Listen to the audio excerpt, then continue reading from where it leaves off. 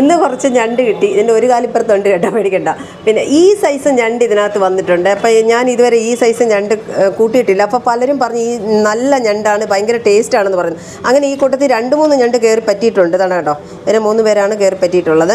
ഇതിന് ഒരുപാട് മാംസമുണ്ട്, നല്ല ടേസ്റ്റാണ് എന്ന് പറയുന്നുണ്ട്. അപ്പോൾ ഇതേലും ഞണ്ട് നിങ്ങൾ കൂട്ടിയിട്ടുണ്ടോ? അപ്പോൾ അതിൻ്റെ അഭിപ്രായം എന്നെ ഒന്ന് അറിയിക്കണേ. ഇതിന് വല്ല പേരും ഉണ്ടോ എന്നൊക്കെ ഒന്ന്. ഞാൻ ആദ്യമായിട്ട് വാങ്ങിച്ചതാണ്, ഈ കൂട്ടത്തിൽ കിട്ടി. ഇനി വന്നപ്പോഴാണ് കണ്ടത് ഇതൊക്കെ ഇരിക്കുന്നത്.